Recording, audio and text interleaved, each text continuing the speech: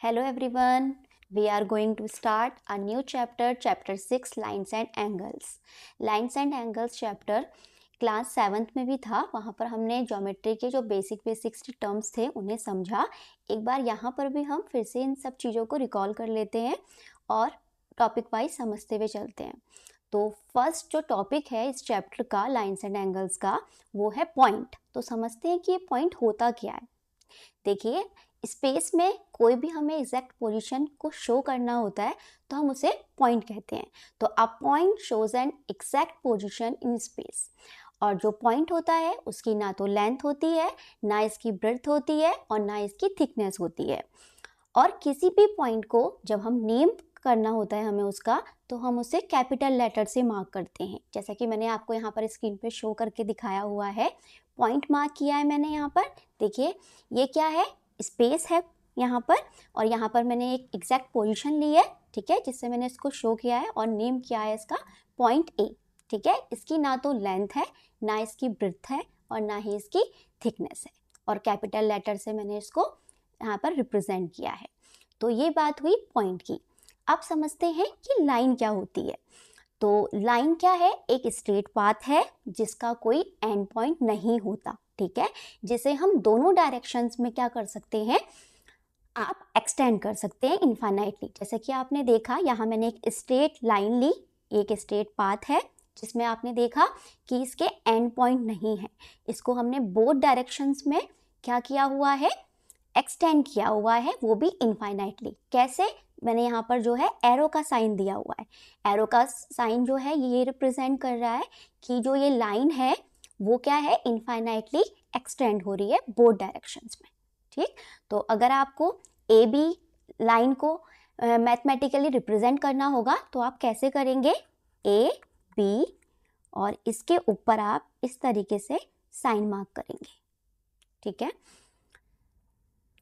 A line segment is a part of line that has two end points. Line segment line का ही एक part होता है और ये क्या रखता है, दो एंड पॉइंट्स को रखता है। तो देखा आपने किस तरीके से यहाँ पर हमने शो किया हुआ है कि ये एक लाइन है, ठीक है, लाइन का एक पार्ट है और इसके जो पॉइंट हैं वो फिक्स हैं। तो जब भी हमें मैथमेटिकली लाइन सेगमेंट को रिप्रेजेंट करना होता है तो हम इस तरीके से रिप्रेजेंट करते हैं ए बी के ऊपर सिंगल लाइन। ठीक, अब समझते हैं रे कि रे क्या होती है। अ रे is a part of a line. जो रे है वो भी लाइन का एक पार्ट होता है that starts at one point, जो कि एक पॉइंट से स्टार्ट होता है और एक डायरेक्शन में ये इनफाइनाइटली एक्सटेंड होता है। ठीक, जैसे कि देखिए यहाँ पर स्क्रीन पर मैंने आपको दिखाया हुआ है, ये ए जो पॉइंट है वो फिक्स है और ये कहाँ तक जा रहा है वो हमें पता नहीं है। ठीक है, तो ये क्या हो रहा है, इनफाइनाइटली एक्सटेंड हो रहा है। तो इसका जो स्टार्टिंग पॉइंट है वो तो फिक्स है, बट ये कहाँ तक जा रहा है वो हमें पता नहीं है, वो इनफाइनाइटली एक्सटेंड हो रहा है। तो जब हमें रे को मैथमेटिकली रिप्रेजेंट करना होगा तो हम इस तरीके से रिप्रेजेंट करेंगे, ए बी के ऊपर लाइन और वन साइड में एरो। ठीक है, तो ये बात हुई रे की। अब एंगल्स क्या होता है, क्योंकि हमारा चैप्टर भी है लाइन्स एंड एंगल्स। फर्स्टली हमने लाइन्स को समझा कि लाइन क्या होती है, अब हम समझेंगे कि एंगल्स क्या होते हैं। तो देखिए जो एंगल हैं वो रे की हेल्प से ही फॉर्म होते हैं। तो an angle is formed when two rays meet at common end point. Angle जो है वो दो रेज जब मिलती हैं आपस में एक कॉमन एंड पॉइंट पर तो एंगल फॉर्म होता है। जैसा कि आपने देखा कि AC एक रे है और AB एक रे है, और जहां पर ये मिल रही है कॉमन पॉइंट क्या है, इनका कॉमन एंड पॉइंट A। ठीक है, तो A पर क्या बन रहा है, एंगल फॉर्म हो रहा है। तो एंगल का नेम क्या होगा, BAC। जो एंगल फॉर्म हो रहा है उसको हम बीच में रखते हैं। ठीक है, तो BAC, और चाहे तो आप CABB इस तरीके से भी इसे रीड कर सकते हैं। ठीक है, angle BAC and angle CAB, but जो एंगल फॉर्म हो रहा है A वो बीच में ही आएगा। तो इस तरीके से आप इसे लिख सकते हैं, एंगल BAC या फिर CAB। तो ये बात हुई एंगल की। अब मैंने यहाँ पर कुछ टाइप्स ऑफ एंगल्स समझाए हुए हैं, इन्हें समझते हैं वन बाय वन। देखिए एंगल्स के अलग अलग टाइप होते हैं। उनके मेजरमेंट के अकॉर्डिंग, ठीक है। जैसा मेजरमेंट होगा वैसा उसके एंगल का टाइप होगा। तो फर्स्ट टाइप ऑफ एंगल है एक्यूट। एक्यूट एंगल होने के लिए मेजरमेंट होना चाहिए 90 डिग्री से कम। अगर किसी भी एंगल का मेजरमेंट 90 डिग्री से कम है तो इट मीन्स वो एक्यूट एंगल है, ठीक। और अगर एंगल एग्जैक्टली 90 डिग्री का है तो इट मीन्स वो राइट एंगल है। अब नेक्स्ट जो बात करते हैं टाइप ऑफ एंगल की, वो है ऑब्ट्यूज एंगल। ऑब्ट्यूज एंगल होने के लिए 90 से ज़्यादा और 180 से कम। जब भी आपको एंगल का मेजरमेंट 90 डिग्री से ज़्यादा दिखे और 180 डिग्री से कम दिखे तो इट मीन्स वो कौन सा टाइप ऑफ एंगल है, ऑब्ट्यूज है, ठीक। और exactly 180 degree it means straight angle. Next type of angle है रिफ्लेक्स एंगल। रिफ्लेक्स एंगल होने के लिए जो मेजरमेंट है वो 180 से ज़्यादा एंड 360 से कम। जब आपको ऐसा मेजरमेंट दिखाई दे एंगल का जो कि 180 से ज़्यादा हो और 360 से कम हो तो वो टाइप ऑफ एंगल होगा रिफ्लेक्स एंगल।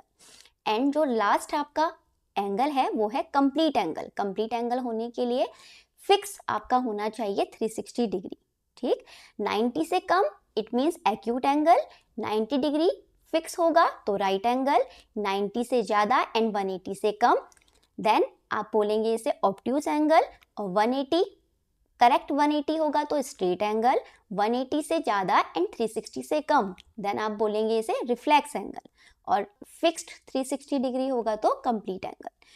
अब जो नेक्स्ट टॉपिक है वो है कॉम्प्लीमेंट्री एंगल्स। कॉम्प्लीमेंट्री एंगल्स क्या होते हैं, जब कोई भी दो एंगल्स का सम 90 डिग्री हो तो इट मीन्स वो जो एंगल्स हैं वो कॉम्प्लीमेंट्री एंगल्स हैं। चाहे उनका मेजरमेंट कैसा भी हो बट उनको ऐड करके आना चाहिए वो 90 डिग्री आना चाहिए। तो angle A plus angle B equal to 90 degree. जैसे कि मैं एग्जांपल दूं आपको, मान लीजिए ए जो है 30 डिग्री है और बी जो है 60 डिग्री है, तब दोनों को ऐड करेंगे तो 90 डिग्री, ठीक है, इस तरीके से। और सेम भी हो सकते हैं, 45 डिग्री भी हो सकता है, तब भी ऐड करके 90 आएगा, ठीक है।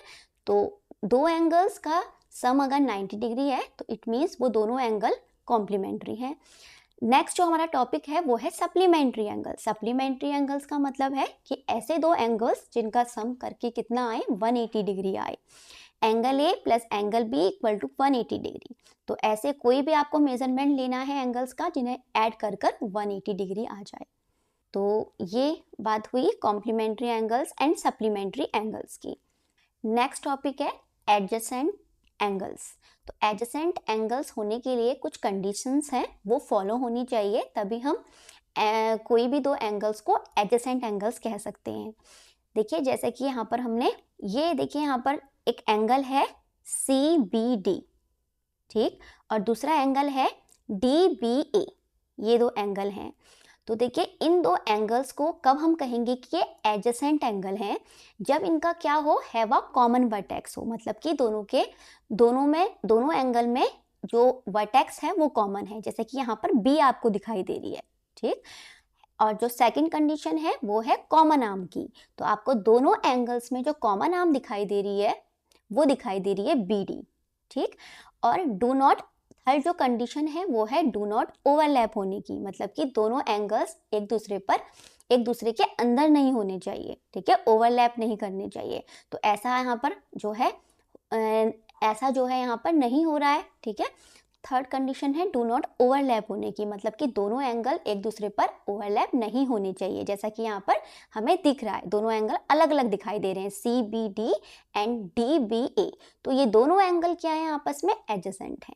इसमें आपको कॉमन वर्टेक्स भी दिखाई दे रही है, कॉमन आर्म भी दिखाई दे रही है, और ये दोनों एंगल आपस में ओवरलैप भी नहीं कर रहे हैं, ठीक है। तो angle CBD and angle DBA आपस में एडजेसेंट एंगल्स हैं। Next, linear pair of angles. Two adjacent angles form a linear pair if their non-common arms form a straight line. देखिए जैसा कि आपको यहाँ पर फिगर में दिखाई दे रहा है कि दो एडजेसेंट एंगल हैं, एक एंगल है CBD एंड सेकंड एंगल है DBA। इसका जो कॉमन वर्टेक्स है वो B है और जो कॉमन आर्म है वो BD है। यहाँ पर आपको दो एंगल्स दिखाई दे रहे हैं, ये नॉन कॉमन आर्म पर हैं। देखिए यहाँ पर AB और BC नॉन कॉमन आर्म है और ये क्या बना रहे हैं, दोनों non common arm straight line form कर रहे हैं, और जो इनका सम होगा वो 180 डिग्री होगा क्योंकि ये लीनियर पेयर को फॉर्म कर रहे हैं। लीनियर पेयर होने का मतलब है कि सम कितना होगा दोनों एंगल्स का, 180 डिग्री। तो मैंने यहाँ पर आपको बताया हुआ है जैसे कि ABD एंड DBC, इन दोनों का सम जो होगा वो 180 डिग्री होगा। तो two adjacent angles form a linear pair if they are non common arms form a straight line. तो नॉन कॉमन आर्म जो है वो स्ट्रेट लाइन को फॉर्म करेगी, इट मीन्स इनका जो सम होगा वो 180 डिग्री होगा। Next, vertically opposite angles. अब ये वर्टिकल अपोजिट एंगल्स क्या होते हैं? जब दो लाइंस आपस में इंटरसेक्ट करती हैं तो पेयर में अपोजिट एंगल्स फॉर्म होते हैं, उन्हीं अपोजिट एंगल्स को वर्टिकली अपोजिट एंगल्स कहा जाता है। जैसा कि आपको यहाँ पर फिगर में दिखाया जा रहा है, एक लाइन है AB और दूसरी लाइन है CD, ये आपस में इंटरसेक्ट कर रही हैं एक पॉइंट O पर, ठीक है। तो यहाँ पर 4 एंगल्स फॉर्म हो रहे हैं। कौन कौन से एंगल्स हैं वो? AOD, BOD, BOC and angle COA। तो जो ये पेयर में वर्टिकल अपोजिट एंगल्स होंगे वो आपस में इक्वल होंगे, जैसे कि आपका एंगल AOD और BOC, ये दोनों इक्वल होंगे, ये वाले एंगल। और ऐसे ही angle AOC and angle BOD आपस में इक्वल होंगे, ठीक है। सिंपल सी बात है कि आपको दो लाइन को क्रॉस करवाना है और जिस पॉइंट पे वो क्रॉस कर रही हैं वहां पर एंगल्स फॉर्म होंगे, और जो angles pair wise opposite angles होंगे आपस में, तो वो आपस में उनकी वैल्यू क्या हो जाएगी? इक्वल हो जाएगी। यही बात है वर्टिकली अपोजिट एंगल्स के लिए। अब कुछ एक्सिम्स हैं, उन एक्सिम्स को रीड करते हैं।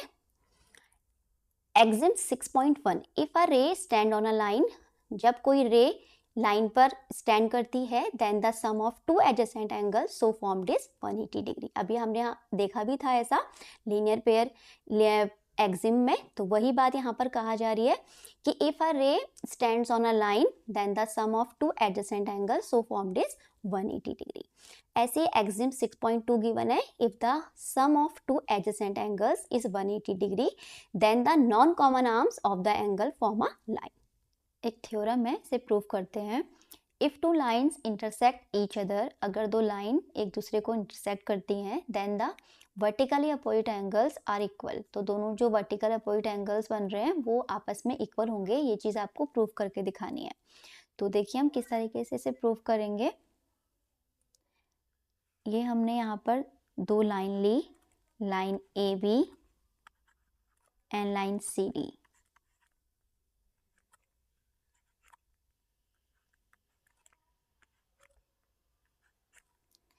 ये जो है दोनों लाइंस आपस में इंटरसेक्ट कर रही हैं O पॉइंट पर। तो हमें दिखाना है कि angle AOC and angle BOD आपस में इक्वल होंगे and angle AOD and angle BOC आपस में इक्वल होंगे। तो हम यहाँ पर एक्सिम की हेल्प लेंगे और इस थ्योरम को प्रूव करेंगे। तो we have to prove that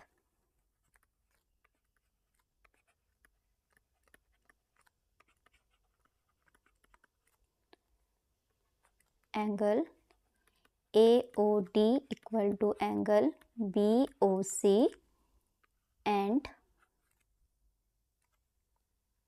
angle AOC equal to angle BOD। तो फर्स्टली हम angle AOD equal to angle BOC को प्रूव करते हैं। तो हमें यहाँ पर एंगल जो दिखाने हैं वो दिखाने हैं AOD एंड एंगल BOC। तो हमें इसको इसके इक्वल दिखाना है, तो इट मीन्स हमें हेल्प लेनी होगी इस वाले पार्ट की पूरी, ठीक है। तो हम इसे जो है प्रूव करेंगे। देखिए यहाँ पर आपको एक AB लाइन दिखाई दे रही है और इसके ऊपर आपको एक रे दिखाई दे रही है OD। तो यहाँ पर एक लीनियर पेयर फॉर्म हो रहा है, ठीक है। तो बाय लीनियर एक्सिम से हम इसे प्रूव करेंगे। तो नाउ रे OD stands on the line AB। तो इसका मतलब हुआ कि angle AOD plus angle BOD equal to 180 degree. By linear pair. ठीक है, ए बी लाइन है, इसके ऊपर एक रे है ओ डी, तो यहाँ पर टू एंगल्स फॉर्म हो रहे हैं, angle A O D and angle B O D. तो इनका जो सम होगा वो 180 डिग्री होगा। इसे हम इक्वेशन 1 लेट कर लेंगे। ऐसे ही जब ray O B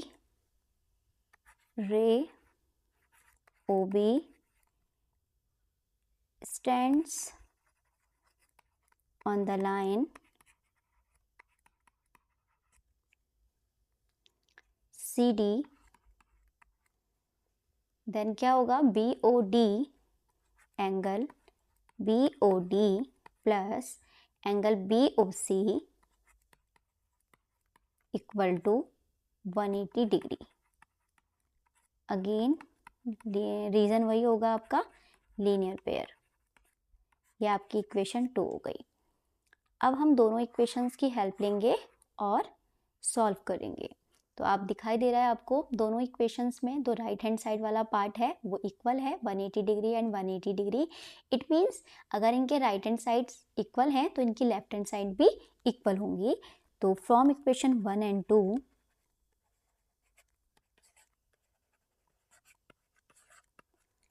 angle AOD plus angle BOD equal to angle BOD plus angle BOC। अब बोथ साइड आपको एंगल BOD एंड BOD दिखाई दे रहा है। ठीक है, दोनों साइड में है ये, तो ये आपस में कैंसिल हो जाएंगे। तो जो वैल्यू आएगी वो आएगी AOD equal to angle BOC। तो जो फर्स्ट हमें एंगल प्रूव करना था वर्टिकल अपोजिट एंगल, वो यही था, angle AOD equal to angle BOC, जो कि हमने यहाँ पर प्रूव कर दिया। अब हमें जो सेकंड दिखाना है उसे देखते हैं, जिसमें हमें दिखाना है कि जो एंगल AOC है वो BOD के इक्वल है। ठीक है, तो इसका मतलब है हमें जो है इस वाले पूरे पार्ट को लेना होगा। ठीक, तब जब लाइन आपकी CD है और उसके ऊपर रे OA है, तो यहाँ पर दो एंगल्स फॉर्म होंगे, उनका सम 180 डिग्री होगा। ठीक, और ऐसे ही जब लाइन AB होगी और उसके ऊपर जो आपकी रे है वो OD, तो यहाँ पर लीनियर पेयर फॉर्म होगा। तो उसकी हेल्प से हम यहाँ पर जो है इस pair of vertical opposite angle को प्रूव करेंगे। तो डायग्राम की हेल्प लेते हैं।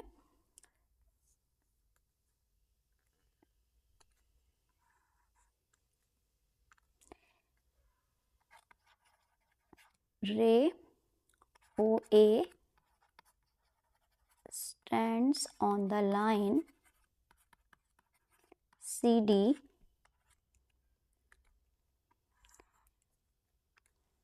Angle AOC plus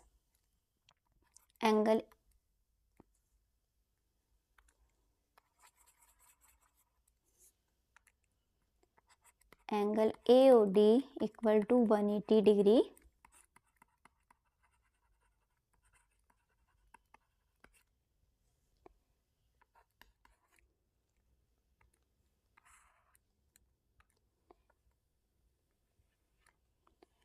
and ray second जो रे होगी वो होगी OD, जो कि लाइन AB पर स्टैंड करेगी। रे OD stands on the line AB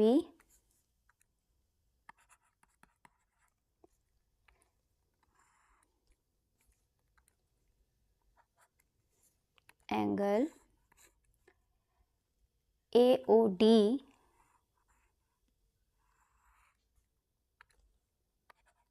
plus angle BOD equal to 180 degree.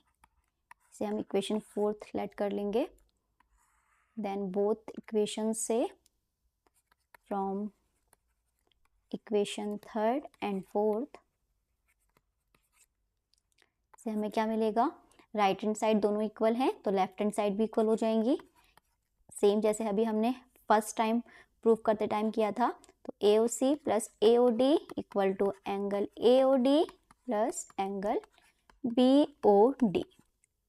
Both side आपको AOD और AOD सेम दिखाई दे रहा है, तो कट हो जाएगा। तो angle AOC equal to angle BOD, तो जो कि हमें यहाँ पर प्रूफ करना था। तो सेकंड हमें वर्टिकल अपोजिट एंगल यही दिखाना था कि एंगल AOC और एंगल BOD इक्वल है। तो आपको क्या ध्यान रखना है, जब आपने AOD को BOC के इक्वल दिखाना है तो आपने क्या करना है, AOD और जब BOC को इक्वल दिखाना है तो इस पूरे पार्ट को ले लेना है यहाँ तक, ठीक है, जिसमें जो बीच का पार्ट है वो है BOD, जो कि दोनों में ही आएगा, तभी हमारा ये एंगल और ये एंगल आपस में इक्वल प्रूफ हो पाएगा। और ऐसे ही जब आपने AOC को BOD के इक्वल दिखाना है तो आपने ये पार्ट पूरा ले लेना है, मतलब कि दोनों में AOD कॉमन दिखाते हुए फिर आप दोनों एंगल को आप इक्वल दिखा सकते हैं, ठीक है। तो इस ट्रिक का थोड़ा सा ध्यान रखना है, जहाँ जिस एंगल को इक्वल दिखाना है आपस में वर्टिकल अपोजिट एंगल्स में बीच वाले कॉमन लेते हुए फिर हम सॉल्व करेंगे, ठीक है, और हेल्प लेंगे लीनियर पेयर एक्सिम की। तो इस तरीके से आपको ये थ्योरम जो है वो प्रूव करनी थी। Now we are going to start exercise 6.1 question number first. In given figure lines AB and CD intersect at O।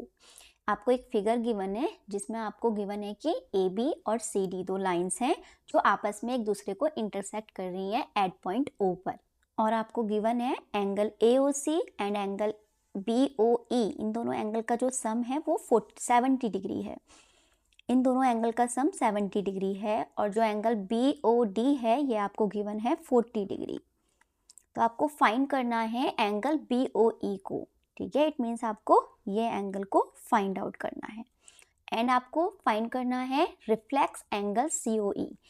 आप पहले COE एंगल को फाइंड करेंगे, उसके बाद आप इस एंगल का रिफ्लेक्स एंगल फाइंड करेंगे। तो जब भी हमको रिफ्लेक्स एंगल फाइंड करना होता है किसी भी एंगल का, तो हम 360 डिग्री में से उस एंगल को माइनस कर देते हैं, ठीक है। तो हमारा जो रिफ्लेक्स एंगल है वो निकल के आता है। तो ये तो हम बाद में करेंगे, पहले हम एंगल BOE को फाइंड करेंगे, और किसके अकॉर्डिंग करेंगे, जो हमें यहाँ पर इंफॉर्मेशन गिवन है। तो फर्स्टली जो हमें गिवन है हम उसे यहाँ पर राइट डाउन करते हैं। तो given that angle AOC plus angle BOE equal to 70 degree and angle BOD equal to 40 degree. और आपको क्वेश्चन में गिवन था कि AB और CD दो लाइंस हैं जो O पॉइंट पर इंटरसेक्ट कर रही हैं। तो आप देख रहे हो गिवन फिगर में जो AB लाइन है उसके ऊपर यहाँ पर AB एक स्ट्रेट लाइन है, इसमें जो है एंगल्स फॉर्म हो रहे हैं, angle AOC, angle COE and angle BOE। तो ये स्ट्रेट लाइन के ऊपर फॉर्म हो रहे हैं, इट मीन्स यहाँ पर लीनियर पेयर फॉर्म हो रहा है, ठीक है। तो इट मीन्स जितने भी एंगल इस स्ट्रेट लाइन के ऊपर फॉर्म हो रहे हैं इनका सम कितना होगा, 180 डिग्री होगा। तो हम यहाँ पर जो है इसका यूज करेंगे। तो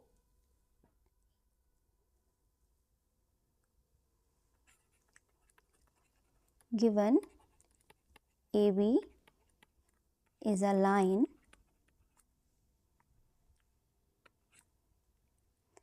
then angle AOC plus angle COE plus angle BOE का जो सम है वो होगा 180 डिग्री। ये हम कह पाए लीनियर पेयर की प्रॉपर्टी से, हमने यहाँ पर मेंशन भी किया, ठीक है। जो भी आप यहाँ पर प्रॉपर्टी यूज़ करेंगे वो आप ब्रैकेट में लिख करेंगे यहाँ पे। अब जो है हमें यहाँ पर वैल्यूज़ पुट करनी होंगी, क्योंकि हमें एंगल AOC और एंगल BOE का सम पता है 70 डिग्री। तो यहाँ पर पुट करते हैं AOC एंगल की वैल्यू और BOE एंगल की जो हमें प्लस करके वैल्यू दी हुई है जो कि है 70 degree, plus angle COE equal to 180 degree. तो यहाँ से हम COE एंगल को फाइंड कर सकते हैं, देन 180 डिग्री, और जो यहाँ पर COE के साथ में है 70 डिग्री प्लस में इधर जाएगा राइट हैंड साइड में, तो ये माइनस में हो जाएगा 70 degree. Then angle COE equal to 110 degree. तो हमने यहाँ पर एंगल COE को फाइंड किया। तो तो हमें लेकिन क्या फाइंड करना है, रिफ्लेक्स फाइंड करना है COE का। तो मैंने आपको बताया जिस भी एंगल का हमें रिफ्लेक्स फाइंड करना होता है तो हमें उस एंगल को 360 में से माइनस करना होता है। तो यहाँ पर हम रिफ्लेक्स COE फाइंड करेंगे। तो reflex angle COE equal to 360 degree minus 110 degree. तो 0 में से 0 जाएगा तो 0 एंड 6 में से 1 गया 5 एंड 3 में से 1 गया 2। तो जो रिफ्लेक्स एंगल आएगा COE का वो आएगा 250 डिग्री। ठीक है, अब हमने रिफ्लेक्स एंगल COE तो फाइंड कर लिया, बट हमें एक और चीज़ फाइंड करनी थी जो कि है एंगल BOE। तो एंगल BOE जब हम फाइंड करेंगे तो एंगल BOE को फाइंड करने के लिए हमें क्या करना होगा, एंगल AOC और जो BOD है, आपको पता था कि जो AB लाइन है और जो CD लाइन है वो आपस में इंटरसेक्ट कर रही है। तो यहाँ पर वर्टिकल अपोजिट एंगल्स फॉर्म हो रहे हैं, मतलब कि AOC जो एंगल है वो BOD के इक्वल है और आपको यहाँ पर BOD की वैल्यू गिवन भी है। ठीक है, तो आपको ध्यान रखना है, फिगर को बहुत ही ध्यान से देखना है और देखना है यहाँ पर कौन कौन से एंगल्स जो हैं वो फॉर्म हो रहे हैं। तो यहाँ पर एंगल AOC और BOD ये दोनों एंगल जो हैं वो वर्टिकली अपोजिट एंगल्स हैं, तो इनकी वैल्यू आपस में इक्वल हो जाएगी। तो यहाँ से हम एंगल AOC को फाइंड कर लेंगे और BOD की वैल्यू हमें पता है, तो यहाँ पर हम मेंशन करेंगे। तो angle AOC equal to angle BOD, ये हम कह पाए वर्टिकल अपोजिट एंगल की प्रॉपर्टी से। तो मैंने यहाँ शॉर्ट में V.O.A लिख दिया है। तो angle AOC equal to angle BOD, it means हमें यहाँ पर BOD की वैल्यू पता थी 40 डिग्री, तो जो AOC एंगल की वैल्यू होगी वो हो जाएगी अब 40 डिग्री। अब हमें क्या फाइंड करना है, इसमें हमें फाइंड करना है एंगल BOE। अब BOE निकालने के लिए हमें एंगल AOC चाहिए होगा और COE चाहिए होगा, और आपको पता ही है कि BOE हमें फाइंड करना है और एक ये AB स्ट्रेट लाइन के ऊपर ये एंगल फॉर्म हो रहे हैं। तो जो हमने अभी फर्स्ट में ही यहाँ पर फाइंड करने के लिए COE को फाइंड करने के लिए किया था, वही हम यहाँ पर प्रॉपर्टी लेके चलेंगे, AOC angle plus angle COE plus angle BOE equal to 180 degree, और यहाँ वैल्यू पुट करेंगे और BOE को फाइंड करेंगे। तो angle AOC plus angle COE plus angle BOE equal to 180 degree. तो एंगल AOC 40 डिग्री है और एंगल COE अभी आपने फाइंड किया था 110 डिग्री, और प्लस एंगल BOE हमें फाइंड करना है और इक्वल टू में आ जाएगा आपका 180 डिग्री। अब एंगल BOE की वैल्यू को फाइंड करते हैं। तो angle BOE equal to 180 degree minus हो जाएगा 110 में हम 40 को प्लस करेंगे, देन 180 में से इसको सब्ट्रैक्ट करेंगे। तो 110 प्लस 40 इट मीन्स 150। तो 180 माइनस 150 इट मीन्स 30 डिग्री। तो जो एंगल BOE होगा वो 30 डिग्री होगा। अब अपने आंसर को आप चेक भी कर सकते हो। आपको क्या पता था कि AB स्ट्रेट लाइन है और इसके ऊपर एंगल फॉर्म हो रहे हैं, तो तीनों एंगल का सम 180 होगा। तो देखिए AOC एंगल है हमारा 40 डिग्री, तो यहाँ पर 40 हो गया।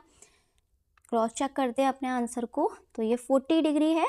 और COE अभी आपने फाइंड किया 110 डिग्री, और एंगल BOE अभी आपने फाइंड किया 30 डिग्री।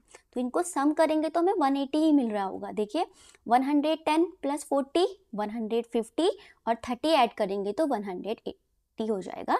तो इस तरीके से अपने आंसर को आप चेक भी कर सकते हैं। और आपने ये भी चीज़ देखी थी कि जो एंगल AOC था वो एंगल BOD के इक्वल था बाय वर्टिकल अपोजिट एंगल की प्रॉपर्टी से। तो यहाँ पर आप देख रहे हो कि दोनों एंगल आपको 40-40 दिखाई दे रहे हैं। इस तरीके से आप इस क्वेश्चन को सॉल्व करेंगे। Now question number 2, in given figure lines XY and MN intersect at O।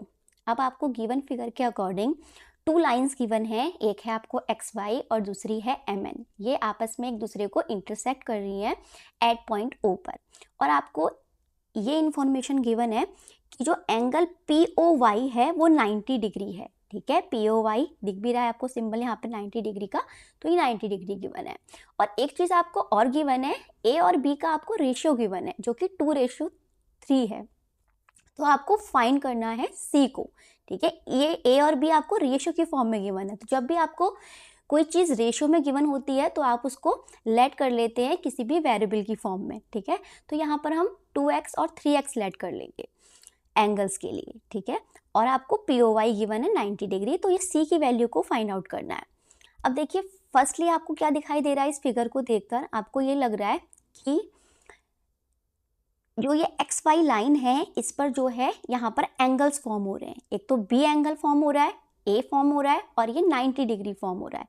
तो अगर हम इन तीनों का सम कर दें तो हमें क्या मिलेगा, 180 डिग्री मिलेगा, क्योंकि ये स्ट्रेट लाइन के ऊपर एंगल्स फॉर्म हो रहे हैं। इट मीन्स यहाँ पर लीनियर पेयर बन रहा है। तो इसकी हेल्प लेंगे और A और B की वैल्यू को फाइंड करेंगे। फर्स्ट हम यही करते हैं यहाँ पर। तो जो हमें गिवन है पहले हम उसे लिख लेते हैं। Given angle POY equal to 90 degree and आपको गिवन है A और रेशियो B इक्वल टू 2:3। तो हम फाइंड करेंगे C की वैल्यू को। तो जब XY एक लाइन है, XY इज अ लाइन या फिर straight line, then angle XOM plus angle MOP plus angle POY equal to 180 degree. ये हम कह पाए लीनियर पेयर की प्रॉपर्टी से।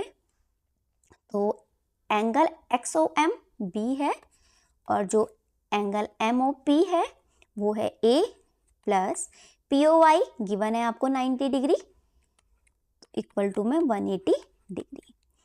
तो यहाँ पर से वैल्यू आ जाएगी B plus A equal to 180 minus 90 degree. ये दोनों एंगल हैं, इनको हम सॉल्व करेंगे। लेफ्ट हैंड साइड से राइट हैंड साइड में भेजेंगे इसे।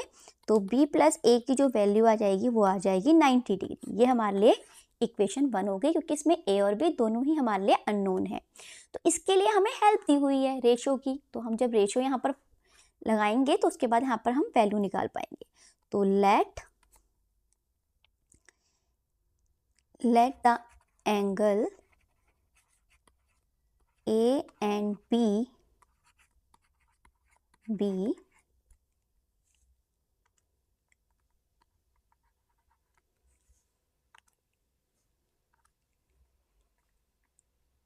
जो A एंगल है वो हो जाएगा 2x और जो B एंगल है वो हो जाएगा 3x। तो हमारे जो A और B की वैल्यू है वो है 2x एंड 3x। तो यहाँ हम वैल्यू पुट करेंगे B plus A equal to 90 degree में।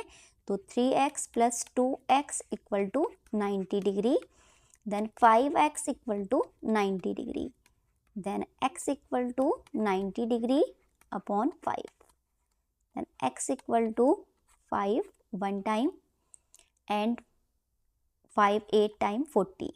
तो x की वैल्यू आ गई 18 डिग्री। अब x निकल चुका है तो हम A और B को फाइंड कर सकते हैं। तो जो A की वैल्यू होगी वो है 2x, it means 2 multiply by 18 degree. तो 18 2 times it means 36 degree. And जो B की वैल्यू है वो है 3x और जो x की वैल्यू को यहाँ पर हम पुट करेंगे 18 डिग्री, तो हो जाएगा आपका B की वैल्यू 54 डिग्री। 18 3 जा 54। तो हम A और B को हमने फाइंड कर लिया, बट हमें और क्या फाइंड करना था लास्ट में। यहाँ पर मेन हमें जो फाइंड करना था वो C फाइंड करना था। अब ये C को हम कैसे फाइंड करेंगे? C को फाइंड करने के लिए आपको यहाँ पर दिखाई दे रहा है कि जो MN है वो एक स्ट्रेट लाइन है और इस स्ट्रेट लाइन के ऊपर एंगल्स फॉर्म हो रहे हैं B और C। तो स्ट्रेट लाइन के ऊपर एंगल्स फॉर्म हो रहे हैं, इट मीन्स यहाँ पर लीनियर पेयर फॉर्म हो रहा है। तो लीनियर पेयर की प्रॉपर्टी से इन दोनों एंगल्स का सम 180 डिग्री के इक्वल होगा और वहाँ पर हम B plus C equal to 180 कर पाएंगे और B की वैल्यू को पुट कर C की वैल्यू को फाइंड आउट करेंगे। ठीक है, तो इस तरीके से हम यहाँ पर फाइंड करते हैं। Also given that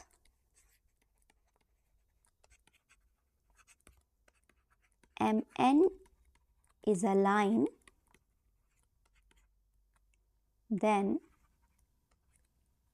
B plus C equal to 180 degree linear pair and value put करी B की जो कि है 54 डिग्री और C इक्वल टू 180 डिग्री। तो C की वैल्यू को फाइंड करेंगे 180 degree minus 54 degree.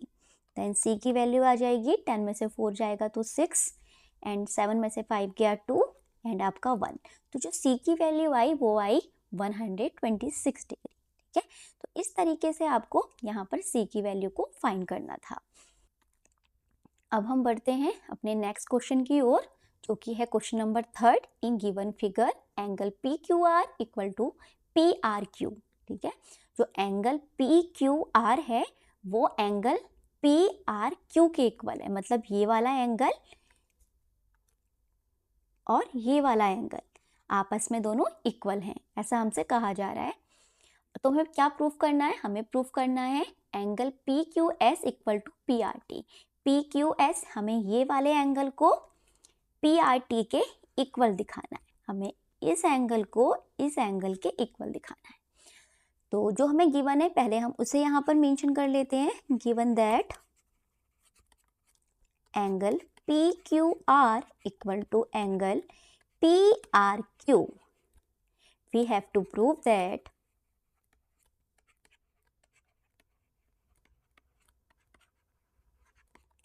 angle PQS equal to angle PRT। अब देखिए जो आपकी ST है वो एक स्ट्रेट लाइन दिखाई दे रही है, इस पर जो है एंगल्स फॉर्म हो रहे हैं। ठीक है, तो फर्स्टली यहाँ पर देखते हैं पहले, तो यहाँ पर कौन कौन से एंगल फॉर्म हो रहे हैं उसे देखते हैं। देखिए स्ट्रेट लाइन के ऊपर दो एंगल फॉर्म हो रहे हैं, एक तो हो रहा है PQS, एक हो रहा है PQR। तो इनका सम क्या होगा? 180 डिग्री, क्योंकि यहाँ पर लीनियर पेयर फॉर्म हो रहा है, तो हम इसी का यूज करेंगे यहाँ पर। तो यहाँ पर हम लिखेंगे कि जो ST है is a line, then angle PQS plus angle PQR equal to 180 degree. ये हम कह पाए लीनियर पेयर से, और इसे हम इक्वेशन फर्स्ट भी लेट करेंगे। बट उससे पहले हम यहाँ पर हमें गिवन था कि जो एंगल PQR है वो PRQ के इक्वल है, तो यहाँ पर हम PQR को PRQ भी लिख सकते हैं। तो यहाँ पर हम लिख लेते हैं PQS plus angle PQR equal to PRQ है, तो हमने यहाँ पर इसको वैल्यू पुट कर दिया, इसका इक्वल टू में हो जाएगा आपका 180 डिग्री। इसे हम इक्वेशन फर्स्ट लेट कर लेंगे। ठीक है, अब देखिए ऐसे ही जब ST लाइन हो रही है तो यहाँ पर फिर से यहाँ पर लीनियर पेयर फॉर्म हो रहा है। ठीक है, और इनका सम कितना होगा? 180 डिग्री। तो किस तरीके से करेंगे? देखिए एंगल PQR, तो angle PRQ plus angle PRT, PRQ और PRT इनका सम कितना होगा? 180 डिग्री। यहाँ पर भी लीनियर पेयर फॉर्म हो रहा है और इसे हम इक्वेशन लेट कर लेंगे 2। ठीक है, अब दोनों इक्वेशंस में आपको जो राइट हैंड साइड है वो इक्वल दिखाई दे रही है, 180 डिग्री एंड 180 डिग्री। तो इनकी जो लेफ्ट हैंड साइड होंगी वो भी आपस में इक्वल हो जाएंगी। तो हम यहाँ पर करेंगे ऐसा ही from equation 1 and 2।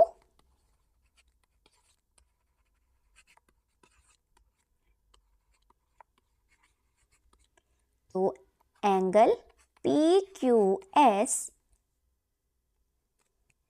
Plus angle PRQ equal to angle PRQ plus angle PRT।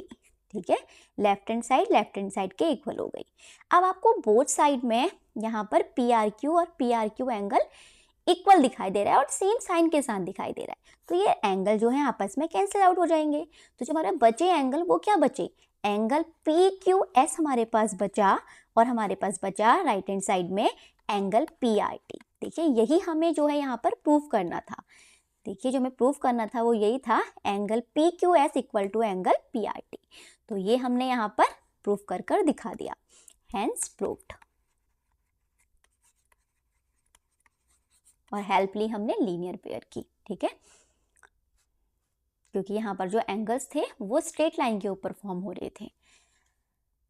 Now question number 4th, in given figure if x plus y equal to w plus z then prove that AOB is a line। आपसे कहा जा रहा है, जो आपको figure यहाँ पर given है इसमें कहा जा रहा है अगर x प्लस वाई की वैल्यू w प्लस z के इक्वल है, अगर x प्लस वाई की वैल्यू w प्लस z के इक्वल है तो आपको प्रूव करना है जो ये AOB लाइन है वो एक AOB जो है एक स्ट्रेट लाइन है, ठीक है, ये आपको प्रूव करना है। अब लाइन होने का मतलब क्या है कि मतलब जो इसमें एंगल फॉर्म हो रहे हैं वो 180 डिग्री है। अगर हम इसको 180 डिग्री दिखा दें, ए बी लाइन के ऊपर जो एंगल्स बन रहे हैं इनका सम अगर हम 180 डिग्री दिखा दें तो इसका मतलब क्या है कि जो AOB है वो एक लाइन है, ठीक है। तो हमें यही चीज़ यहाँ पर दिखानी होगी, बट उससे कब आ पाएगा वो, जब हमें यहाँ पर जो है इफ में गिवन है उसकी हम हेल्प लेंगे, ठीक है, और इस चीज़ को प्रूव करेंगे। तो पहले जो हमें गिवन है पहले हम उसे लिख लेते हैं, given that x plus y equal to w plus z, ये आपको गिवन है। अब देखिए जो ये आपका यहाँ पर जो पूरे एंगल्स बन रहे हैं वो पूरे एंगल्स का सम कितना होगा, 360 डिग्री, क्योंकि जो कंप्लीट रिवॉल्यूशन होता है वो कितना होता है, 360 का होता है, ठीक है। तो हम पूरे एंगल्स का सम 360 डिग्री के इक्वल रख सकते हैं। तो यहाँ पर हम ऐसा ही करेंगे, तो x plus y plus z plus w equal to हो जाएगा आपका 360 डिग्री, ठीक है, क्योंकि यहाँ पर पूरे सभी एंगल्स का जो सम होगा वो 360 डिग्री होगा। यहाँ पर मैंने लिख दिया कंप्लीट एंगल। अब देखिए जो z प्लस डब्ल्यू की वैल्यू है वो x प्लस वाई के इक्वल है, तो हम यहाँ पर z प्लस डब्ल्यू को या w प्लस z को रिप्लेस कर सकते हैं x प्लस वाई से। तो x प्लस वाई तो ऐसे ही रहेगा और z प्लस डब्ल्यू के बदले हम यहाँ फिर से x प्लस वाई रख सकते हैं और इक्वल टू में 360 डिग्री। x और x 2x हो जाएगा और y और y 2y हो जाएगा, इक्वल टू में हो जाएगा 360 डिग्री। देन 2 कॉमन लेंगे तो अंदर बचेगा x plus y equal to 360 degree. then x plus y equal to 360 degree upon 2, it means 180 degree। x plus y equal to 180 degree. अभी मैंने आपको कहा था कि जो x y एंगल हैं वो AB लाइन के ऊपर बन रहे हैं, ठीक है, और हमने दिखा दिया कि x y का सम 180 डिग्री है। इट मीन्स क्या हुआ कि जो AB है वो एक लाइन है। तो यहाँ से ये बात जो है वो प्रूव हो गई कि hence AB is a line, ठीक है। तो इस तरीके से आपको ये क्वेश्चन सॉल्व करना था। मेन इसमें कंप्लीट एंगल का ही रोल था। कंप्लीट एंगल को आपने समझा कि सभी एंगल्स का सम यहाँ पर 360 डिग्री होगा, और आपको एक हिंट दी हुई थी इसके अलावा कि जो x प्लस वाई है वो w प्लस z के इक्वल है, ठीक है। तो आपने वहाँ पर w प्लस z को x प्लस वाई से रिप्लेस किया, या फिर आप x प्लस वाई को w प्लस z से भी रिप्लेस कर सकते हैं, आएगा सेम ही रिजल्ट, ठीक है। तो वहां से भी आप ए बी को लाइन प्रूव कर सकते हैं, वो उसमें आपका z और w काउंट हो जाएगा, बात एक ही है, ठीक। तो इस तरीके से आपको इस क्वेश्चन को प्रूव करना था। Now question number 5th, in given figure POQ is a line. Given figure के अकॉर्डिंग हमें POQ एक लाइन गिवन है और एक रे गिवन है OR जो कि परपेंडिकुलर है PQ पर, और OS एक अनदर रे है जो कि बीच में है OP एंड OR के। तो आपको प्रूव करना है एंगल ROS हाफ है angle QOS minus angle POS का, ठीक है, ये चीज़ आपको प्रूव करनी है। तो ये हम प्रूव करेंगे, बट हम पहले जो है एंगल्स को यहाँ पर समझते हैं। देखिए PQ एक स्ट्रेट लाइन है, इस स्ट्रेट लाइन के ऊपर यहाँ पर जो है एंगल्स बन रहे हैं। कौन कौन से एंगल हैं वो, एक तो है एंगल आपका SOP, एंड एंगल आपका है ROS एंड एंगल ROQ, ठीक है। और जो ROQ एंगल है वो 90 डिग्री है, और जो एंगल ROP होगा वो भी कितना होगा, 90 डिग्री होगा, ठीक है। क्योंकि परपेंडिकुलर है तो दोनों एंगल जो हैं यहाँ पर 90 डिग्री के होंगे। इसका मतलब ये हुआ कि जो एंगल POR है वो एंगल इक्वल है एंगल ROQ के, जो कि है 90 डिग्री, ठीक है। दोनों 90 डिग्री के एंगल है। तो angle POR and angle ROQ दोनों इक्वल हैं 90 डिग्री के, क्योंकि PQ पर परपेंडिकुलर है लाइन OR। अब हम POR को इस तरीके से भी लिख सकते हैं, एंगल POS प्लस angle ROS equal to angle ROQ। अब हम एंगल ROQ को इस तरीके से भी लिख सकते हैं, हमें ROQ फाइंड करने के लिए क्या करना होगा, एंगल QOS में से एंगल ROS को माइनस करना होगा। तो angle QOS minus angle ROS, तो हम फाइंड कर लेंगे ROQ को, ठीक है। अब आपको क्या दिखाई दे रहा है यहाँ पर, बोथ साइड आपको ROS और ROS एंगल दिखाई दे रहे हैं, बट अपोजिट साइड के साथ दिखाई दे रहे हैं। और आपको प्रूफ भी यहाँ पर जो है इस तरीके से करना है, ROS को आपको लेफ्ट में रखना है और बाकी चीज़ों को आपको राइट हैंड साइड में लाना है। तो हम भी यहाँ पर एंगल जो ROS है लेफ्ट हैंड साइड में उसको यहीं पर रखते हैं, और जो राइट हैंड साइड में ROS एंगल है उसे हम लेफ्ट हैंड साइड में लेकर आते हैं। तो angle ROS equal to angle QOS के साथ आ जाएगा माइनस में एंगल POS, ठीक है। तो एंगल ROS और एंगल ROS 2 टाइम्स है, तो इट मीन्स आपका हो जाएगा 2 times of angle ROS equal to angle QOS minus angle POS। अब हमें ROS को सिंगल ही रखना है एंगल, तो एंगल ROS इक्वल टू 2 यहाँ पर मल्टीप्लाई में है एंगल के साथ, ROS के साथ, तो इधर जाएगा left hand side, right hand side में जाएगा तो ये 1/2 में कन्वर्ट हो जाएगा, और angle QOS minus angle POS हो जाएगा। यही चीज़ हमें यहाँ पर जो है वो प्रूफ करनी थी, ठीक है। तो हमने यहाँ पर ये चीज़ प्रूफ कर ली, तो hence proofed.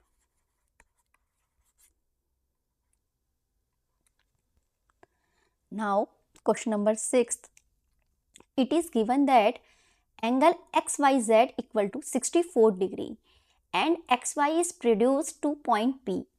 Draw a figure from the given information if ray YQ bisects angle ZYP. Find angle XYQ and reflex angle of QYP. देखिए आपसे कहा जा रहा है कि XYZ का आपको मेजरमेंट गिवन है, एंगल Y आपको गिवन है 64 डिग्री, और जो XY आपकी लाइन है वो पॉइंट P तक प्रोड्यूस की जा रही है, ठीक है, उसको आगे बढ़ाया जा रहा है। इस इंफॉर्मेशन के अकॉर्डिंग आपको एक फिगर यहाँ पर बनाना है, और एक इंफॉर्मेशन और दी हुई है बाद में, उसको देखते हैं। पहले जो हमें फर्स्ट इंफॉर्मेशन दी है इसके अकॉर्डिंग हम यहाँ पर अपना फिगर ड्रॉ करते हैं। तो आपसे कहा जा रहा है कि एंगल XYZ, तो आपको गिवन है एंगल Y 64 डिग्री, तो XY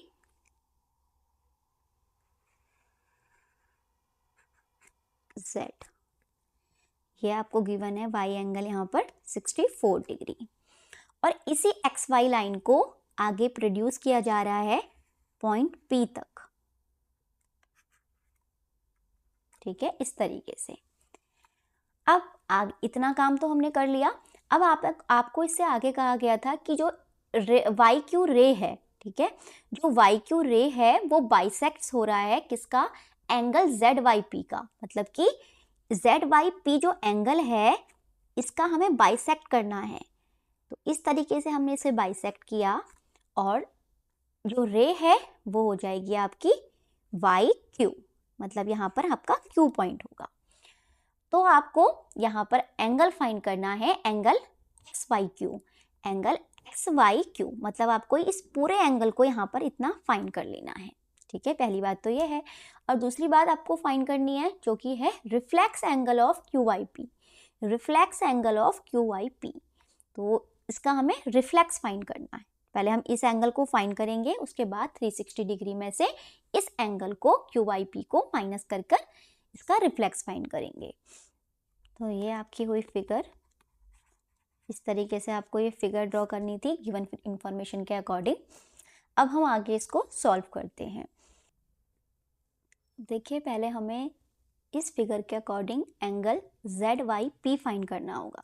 ठीक है, तो जेड वाई पी फाइंड करने के लिए हमें पता है कि एक्स पी एक लाइन है और इसके ऊपर ये लीनियर पेयर फॉर्म हो रहा है। तो यहाँ पर हम हेल्प लेंगे और यहाँ पर फाइंड करेंगे। तो X P is a line, then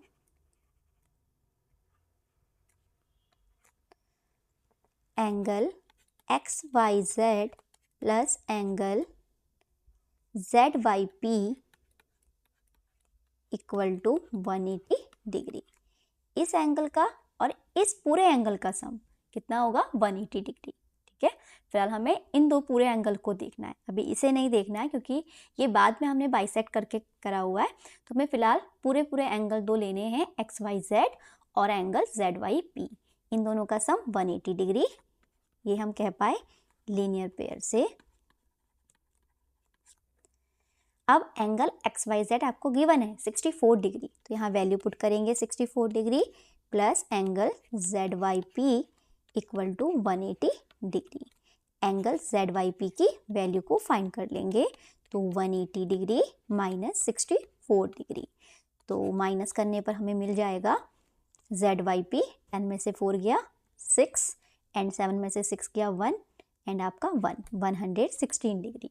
तो एंगल जो जेड वाई पी है, इस पूरे एंगल की जो वैल्यू आई है हमारे पास, वो आ गई है 116 डिग्री। ठीक है, इस पूरे एंगल की वैल्यू। अब हमें पता है जो एंगल जेड वाई क्यू है वो इक्वल है एंगल क्यू वाई पी की। ठीक है, क्योंकि जो वाई क्यू है, रे वाई क्यू, वो क्या कर रही है? बाइसेक्ट कर रही है, bisects angle Z Y P को। तो इनकी वैल्यू भी क्या होगी? इक्वल होगी, इसका मतलब। ठीक है, अब हम क्या कर सकते हैं इसके बाद? देखिए,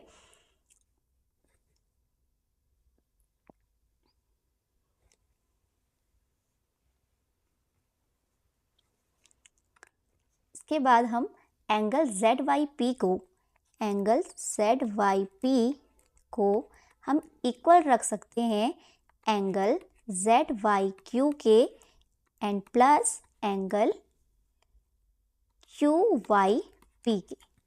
ठीक है, अब हम यहाँ पर वैल्यू को पुट करेंगे। जेड वाई पी की वैल्यू अभी आपने फाइंड की 116 degree and Z Y Q angle को आप पुट कर सकते हो क्यू वाई पी। तो एंगल यहाँ पर हम क्यू वाई पी लिख सकते हैं और प्लस एंगल यहाँ पर ऑलरेडी क्यू वाई पी आपके पास है। तो 116 degree equal to 2 times of हो जाएगा angle Q Y P and 116 degree upon 2 equal to angle Q Y P. तो यहाँ से हम एंगल क्यू वाई पी की वैल्यू को फाइंड कर लेंगे। तो 2 से कट जाएगा 116, 2 5 टाइम्स एंड 2 8 टाइम्स 16, तो 58 डिग्री। तो एंगल जो क्यू वाई पी की वैल्यू आई वो आई 58 डिग्री। जब angle Q Y P 58 degree आ रहा है, इसका मतलब जो एंगल जेड वाई क्यू होगा वो भी आपका 58 डिग्री होगा। ठीक है, क्योंकि वाई क्यू क्या है? बाइसेक्ट कर रहा है एंगल जेड वाई पी को। तो दोनों की वैल्यू क्या आ गई आपके पास? इक्वल आ गई। अब आपको क्या फाइंड करना था? Angle X Y Q, angle X Y Q and reflex of angle Q I P. तो हमने क्यू आई पी तो फाइंड कर लिया, इसका हम पहले यहाँ पर रिफ्लेक्स फाइंड कर लेते हैं। तो reflex of angle Q Y P तो हो जाएगा आपका 360 डिग्री माइनस 58 डिग्री। तो वैल्यू आ जाएगी, 0 में से 8 नहीं जाएगा तो 10 में से 8 गया 2 एंड 5 में से 5 गया 0 एंड आपका यहाँ पर हो जाएगा 302 डिग्री। ठीक है। और सेकंड जो आपको फाइंड करना था, एंगल जो एक्स वाई क्यू है वो सम है एक्स वाई जेड का and angle Q Y Z का। तो हमें यहाँ पर यही वैल्यू पुट करनी है। तो angle X Y Q, angle X Y Q equal to angle X Y Z plus angle Z Y Q, angle Z Y Q, इन दोनों का सम है एंगल एक्स वाई क्यू। तो एंगल एक्स वाई क्यू को हम ऐसे ही put करेंगे और एंगल एक्स वाई जेड की वैल्यू हमारे पास 64 है और एंगल जेड वाई क्यू अभी आपने फाइंड किया है 58 डिग्री।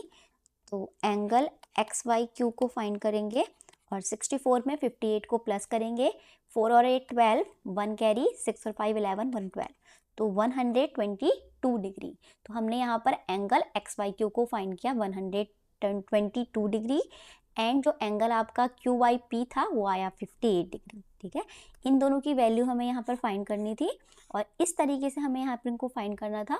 ठीक है, जिसमें आपको थोड़ा सा ध्यान देना है एंगल्स का। तो इस तरीके से हमारी जो एक्सरसाइज है 6.1 वो कंप्लीट होती है 6 क्वेश्चंस के साथ। अब हम बढ़ते हैं अपने नेक्स्ट टॉपिक को, जो कि नेक्स्ट एक्सरसाइज में आपका यूज़ हो रहा है। ठीक है, उसे समझते हैं। तो जो हमारा नेक्स्ट टॉपिक है वो है पैरेलल लाइंस। एक तो आपको पैरेलल लाइंस देखनी है और ट्रांसवर्सल लाइंस देखनी है। तो देखिए यहाँ पर L और M दो लाइन है और ये आपस में पैरेलल है। इन दो लाइंस पर एक ट्रांसवर्सल है। ठीक है, ये ट्रांसवर्सल है जो कि इन दोनों लाइन को इंटरसेक्ट कर रहा है अलग अलग पॉइंट पर। ठीक, तो जहां पर ये इंटरसेक्ट कर रहा है दोनों पैरेलल लाइंस को, तो वहां पर कुछ एंगल्स फॉर्म हो रहे हैं। तो पहले मैं उनको यहाँ पर मार्क कर लेती हूँ। Angle 1, angle 2, angle 3 and angle 4, angle 5, angle 6, angle 7 and angle 8। तो ये मैंने यहाँ पर एंगल लिए। दो पैरेलल लाइंस हैं L और M, उस पर एक ट्रांसवर्सल है जो कि यहाँ पर कुछ एंगल्स को फॉर्म कर रहा है। अब जब ऐसा होगा तो यहाँ पर कुछ डिफरेंट टाइप्स के आपके एंगल्स फॉर्म होंगे। ठीक है, तो सबसे पहले बात करते हैं करस्पॉन्डिंग एंगल्स की। तो फर्स्टली बात करती हूँ करस्पॉन्डिंग एंगल्स की।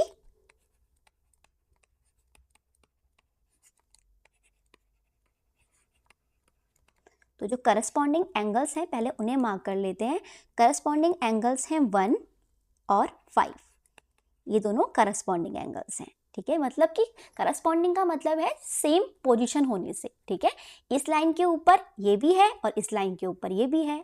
L लाइन के ऊपर एंगल 1 दिखाई दे रहा है और M लाइन के ऊपर आपको इस साइड में ट्रांसवर्सल के इधर 5 दिखाई दे रहा है। ऐसे ही L लाइन में आपको ट्रांसवर्सल के इधर एंगल 2 दिखाई दे रहा है और M में ट्रांसवर्सल लाइन के इधर वाली साइड में आपको एंगल 6 दिखाई दे रहा है। तो ये भी क्या है आपका यहाँ पर करस्पॉन्डिंग एंगल्स है, एंगल 2 और एंगल 6। अब ये तो बात हुई M लाइन से ऊपर और यहाँ पर भी ऊपर। अब नीचे वाले एंगल्स भी क्या होंगे, करस्पॉन्डिंग होंगे। मतलब कौन कौन से, एंगल 4 और एंगल 8 एंड ऐसे ही एंगल 3 और एंगल 7। ठीक है, अब इनकी वैल्यू क्या होती है, अगर लाइंस पैरेलल हो तो इनकी वैल्यू इक्वल हो जाती है। ठीक है, ये आप क्वेश्चंस में अप्लाई भी करेंगे। तो इसका मतलब ये हुआ कि एंगल 1 होगा वो एंगल 5 के इक्वल होगा और ऐसे ही जो एंगल 2 होगा वो एंगल 6 के इक्वल होगा एंड जो एंगल 4 होगा वो एंगल 8 के इक्वल होगा और एंगल 3 जो है वो एंगल 7 के इक्वल होगा। ठीक है, ये प्रॉपर्टी है करस्पॉन्डिंग एंगल्स की। बट ऐसा कब होगा? जब दो पैरेलल लाइंस को कोई ट्रांसवर्सल इंटरसेक्ट करे। अब बात करते हैं अल्टरनेट इंटीरियर एंगल्स की। इंटीरियर एंगल्स का मतलब क्या है? जो एंगल्स अंदर की साइड बन रहे हैं, मतलब एल लाइन से नीचे और एम लाइन से ऊपर, ठीक है, वो इसके इंटीरियर एंगल्स हुए। ठीक है, तो एंगल 4 और एंगल 6 ये दोनों क्या है? अपोजिट दिखाई दे रहे हैं आपको, इस ट्रांसवर्सल से इधर और इस ट्रांसवर्सल से इधर। तो ये दोनों एंगल्स कैसे हैं? अल्टरनेट इंटीरियर एंगल्स हैं। ऐसे ही 3 और 5 ये भी आपस में क्या है? अल्टरनेट इंटीरियर एंगल्स हैं। तो इनको भी मेंशन कर लेते हैं, अल्टरनेट इंटीरियर एंगल्स।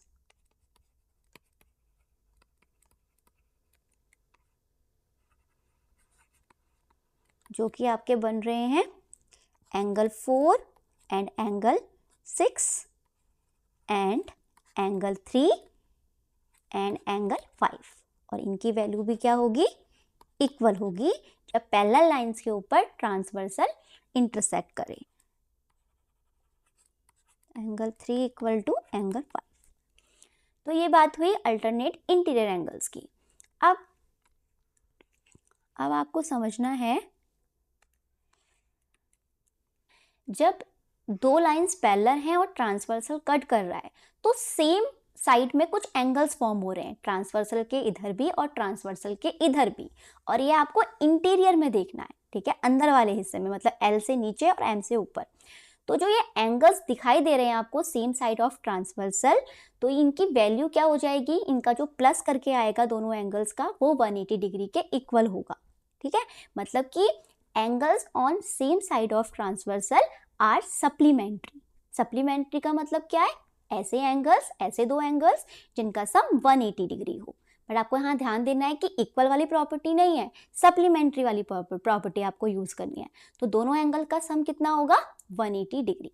तो इसी प्रॉपर्टी को, angles on same side of transversal are supplementary को, इसी प्रॉपर्टी को एक नए नाम से भी जाना जाता है, जो कि है कोइंटीरियर एंगल्स। ठीक है, तो यहाँ पर हम यूज कर सकते हैं शॉर्ट में कोइंटीरियर एंगल्स। जब आपसे कोइंटीरियर एंगल्स पूछा जाए तो आपको क्या करना है? आपको ट्रांसवर्सल के सेम साइड में दोनों एंगल्स का सम 180 डिग्री के इक्वल करना है। तो हम यहाँ पर ऐसा ही करेंगे। तो angles on same side of transversal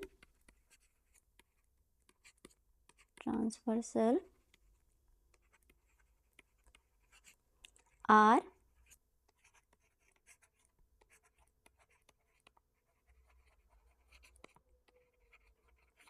that is 180 degree. तो इसे हम नाम से भी जान सकते हैं कोइंटीरियर एंगल्स।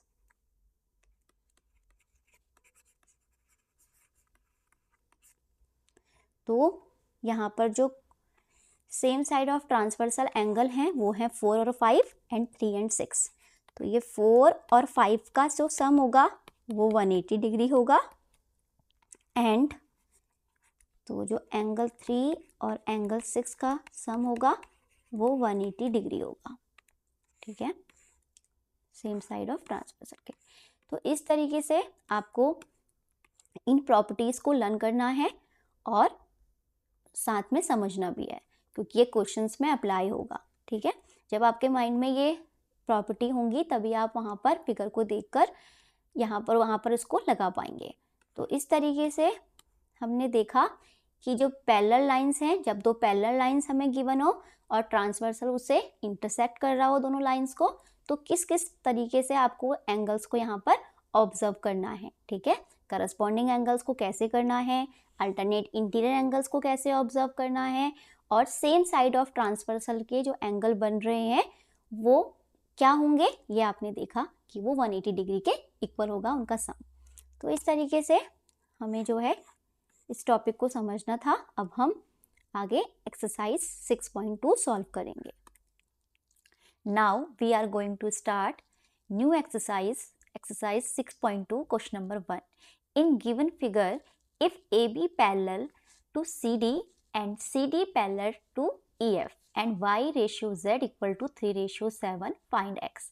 आपको यहाँ पर इंफॉर्मेशन गिवन है, जो AB लाइन है वो CD के पैरेलल है और जो CD लाइन है वो EF के पैरेलल है। AB CD के पैरेलल है एंड CD EF के पैरेलल है और आपको रेशियो गिवन है Y और Z का रेशियो 3:7। तो आपको इस एंगल X की वैल्यू को फाइंड आउट करना है, ठीक, जैसे कि आपको यहाँ पर फिगर में भी दिखाया गया है। अब देखिए, जब लाइन पैरेलल है तो मैंने आपको बताया है कुछ एंगल्स फॉर्म होते हैं, जैसे कि आपको यहाँ पर दिखाई दे रहा है। जब AB और CD लाइन पैरेलल हैं और जो आपका ये ट्रांसवर्सल गिवन है, तो यहाँ पर कुछ इंटीरियर एंगल्स बन रहे हैं और ये भी ट्रांसवर्सल के सेम साइड पर बन रहे हैं, एक्स और वाई। तो इसका मतलब क्या हुआ, जो सेम साइड पर जो एंगल्स बन रहे हैं वो क्या है, उनका सम कितना होगा, 180 डिग्री। ऐसा आपने प्रॉपर्टी में पढ़ा हुआ है। जब कोई दो पैरेलल लाइन को कोई ट्रांसवर्सल कट करता है तो सेम साइड में जो एंगल्स फॉर्म होते हैं उनका सम 180 डिग्री होता है। इट मीन्स एक्स और वाई यहाँ पर कोई इंटीरियर एंगल्स हैं। तो यहाँ पर हम मेंशन करेंगे जो हमको गिवन इंफॉर्मेशन थी पहले, गिवन दैट, आपको स्टेप को समझते हुए यहाँ पर सॉल्व करते रहना है। Given that A B parallel to C D, जब ए बी सी डी के पैरेलल है तो हमने क्या बताया अभी आपको कि जो x प्लस वाई का सम होगा वो 180 डिग्री के इक्वल होगा, क्योंकि जो ये एंगल्स बन रहे हैं x और y ये ट्रांसवर्सल के सेम साइड पर बन रहे हैं। तो यहाँ पर हम शॉर्ट में लिख देंगे कोइंटीरियर एंगल्स, या फिर आप ये भी लिख सकते हो angle on same side of transversal are supplementary, co-interior angles. तो ये हमारी इक्वेशन 1 हो जाएगी, क्योंकि x और y दोनों हमारे लिए अभी अननोन है। अब y हमें पहले फाइंड करना होगा या फिर x फाइंड करना होगा, ठीक है, लेकिन यहाँ पर y को फाइंड करना ज़्यादा इजी है, ठीक है, वो कैसे देखते हैं। अब फोकस करते हैं लाइन CD और EF पर। तो CD और EF भी आपस में कैसी लाइंस हैं, पैरेलल लाइंस हैं, और आपको यहाँ पर दिखाई दे रहा है कि जो लाइन CD है उसके ऊपर एंगल यहाँ पर y बन रहा है, ठीक है, जब ट्रांसवर्सल आया इस पर, और जो EF है उसमें इधर की साइड पर Z एंगल बन रहा है। तो ये Z एंगल, अगर हम यहाँ पर कोई एंगल लेट कर लें, मान लीजिए मैंने यहाँ पर एंगल O लेट कर लिया, ठीक है, तो जो ये O एंगल है और जो Z एंगल है, ठीक है, जब लाइन CD और EF आपस में पैरेलल है और ये ट्रांसवर्सल इन दोनों लाइंस को, इन पैरेलल लाइंस को कट कर रहा है, तो जो ये एंगल्स बन रहे हैं ये एंगल्स क्या हैं, करस्पॉन्डिंग एंगल्स हैं, लाइन से ऊपर, CD लाइन से ऊपर एंड EF लाइन से ऊपर, ठीक है, इनकी पोजीशन कैसी है, सेम है, तो ये एंगल्स कैसे होंगे, करस्पॉन्डिंग एंगल्स होंगे। तो हम यहाँ पर लिखेंगे, कब हम ऐसा कह पाए कि जब CD लाइन पैरेलल है EF के, तो हमने कहा कि जो एंगल O है वो एंगल Z के इक्वल है बाय करस्पॉन्डिंग एंगल्स। तो यहाँ पर मेंशन भी करना बहुत ज़रूरी है, जैसा आपने किया है वैसा ही आपको ब्रैकेट में यहाँ पर लिखना भी है। तो ये करस्पॉन्डिंग एंगल्स हो गए, तो एंगल O और एंगल Z आपस में बराबर हो गए। अब एंगल O और एंगल Z आपस में बराबर हो गए, इसका मतलब क्या है, अब हम यहाँ पर से y को फाइंड कर सकते हैं, ठीक है, लेकिन वो कैसे। अब देखिए, जो लाइन CD है उस पर दो एंगल्स फॉर्म हो रहे हैं, ठीक है, ये लाइन इसे कट कर रही है तो यहाँ पर दो एंगल्स फॉर्म हो रहे हैं, तो ये यहाँ पर क्या बन रहा है, एक लीनियर पेयर बन रहा है, ठीक, तो y plus angle O equal to हम 180 कर सकते हैं। तो यहाँ पर हम ऐसा ही करेंगे, now y plus angle O equal to 180 degree, क्योंकि स्ट्रेट लाइन के ऊपर आपके एंगल फॉर्म हो रहे हैं, तो यहाँ पर लीनियर पेयर बना आपका। अब एंगल O को हम जो है रिप्लेस कर सकते हैं Z से, क्योंकि अभी हमने कहा by corresponding angle O angle Z के इक्वल है, तो y plus Z equal to आपका हो जाएगा 180 डिग्री। तो y प्लस Z की वैल्यू आ गई आपकी 180 डिग्री। अब हमें y भी पता नहीं है और z भी पता नहीं है, पर उसके लिए हमें एक हेल्प दी हुई है, रेशियो वाली help, y ratio z equal to 3:7, ठीक है, तो यहाँ पर हम इसकी हेल्प लेंगे। तो जब भी हमको रेशियो में एंगल दिए हुए होते हैं तो हम उसे x के फॉर्म में लेट कर लेते हैं। तो let the angles y and z be 3, कुछ भी आप ले सकते हो यहाँ पर, मैंने यहाँ पर 3a and 7a ले लिया। तो यहाँ पर हम वैल्यू पुट करेंगे, तो y हमारे लिए अब 3a हो चुका है और z हमारे लिए हो चुका है अब 7a equal to 180 degree. Then 3a plus 7a it means 10a equal to 180 degree. Then a equal to 10 से हम कट करेंगे 180 को, तो हमारे पास 18 बचेगा। तो हमारे पास जो एंगल आया a एंगल, वो हमारे पास अभी 18 डिग्री आया, बट हमें a नहीं चाहिए, हमें चाहिए y और z। तो y को फाइंड करने के लिए हमें करना होगा 3a। 3a का मतलब है कि 3 मल्टीप्लाई बाय 18 डिग्री, तो 18 3 टाइम्स करेंगे तो 54 डिग्री। एंड जो हम z फाइंड करेंगे वो हम करेंगे 7a के थ्रू, तो 7 मल्टीप्लाई बाय 18 डिग्री एंड 18 7 जा इट मीन्स 126। तो हमारे पास y की वैल्यू भी आ गई एंड z की वैल्यू भी आ गई। y हमारे पास आया 54 डिग्री एंड z हमारे पास आया 126 डिग्री। तो हमने y तो फाइंड कर लिया और z भी फाइंड कर लिया। अब हमारे पास क्या बचा? x बचा। x हमने अभी आपको बताया था इक्वेशन 1 के through, x plus y equal to 180 degree, तो इसकी हम हेल्प लेंगे और यहाँ वैल्यू पुट करेंगे। तो x प्लस वाई, y का मतलब हो जाएगा 54 डिग्री और इक्वल टू में आपका 180 डिग्री। हम किससे कह पाए ऐसा? From equation first. तो यहाँ पर मेंशन करना जरूरी है, तो हमने यहाँ पर मेंशन किया। तो x इक्वल टू हो जाएगा 180 degree minus 54 degree. It means 10 में से 4 जाएगा तो 6 हो जाएगा एंड 7 में से 5 गया 2 एंड आपका 1 बचेगा। तो यहाँ पर x की वैल्यू आ गई 126 डिग्री। तो देखिए x को हमने फाइंड किया 126 डिग्री एंड y को हमने फाइंड किया 54 डिग्री एंड z को हमने फाइंड किया 126 डिग्री। तो इस तरीके से हमें इस प्रॉब्लम को सॉल्व करना था। ठीक है, एक एक स्टेप को समझते हुए, और जो जो यहाँ पर हमारी प्रॉपर्टीज लग रही थी पैरेलल लाइंस एंड ट्रांसवर्सल के थ्रू, तो हमने यहाँ वो अप्लाई की और अपने क्वेश्चन को सॉल्व किया। Now question number 2, in given figure if A B parallel C D, E F perpendicular to C D and angle G E D equal to 126 degree. तो आपको फाइंड करना है angle A G E, angle G E F and angle F G E. ठीक है, तो जो आपको given यहाँ पर इंफॉर्मेशन है इसकी आपको हेल्प लेनी है और इन एंगल्स को फाइंड करना है। तो फर्स्टली आप देखिए जो लाइन ए बी है वो सी डी के पैरेलल है।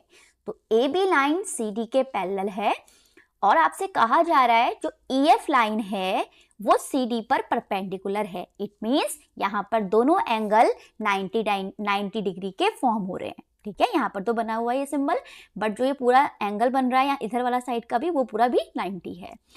और हमें एक हेल्प और दी हुई है कि जो एंगल जी ई डी है वो 126 डिग्री है। तो एंगल जी ई डी मतलब ये पूरा एंगल जो है वो 126 डिग्री है, इसकी हम हेल्प लेंगे। और फिर हम एंगल ए जी ई को फाइंड करेंगे और एंगल जी ई एफ को फाइंड करेंगे। हमें ये एंगल फाइंड करना है और हमें ये वाला एंगल ओनली फाइंड करना है और एफ जी ई का मतलब हमें ये वाला एंगल भी फाइंड करना है। तो स्टार्ट करते हैं सॉल्व करना। Given that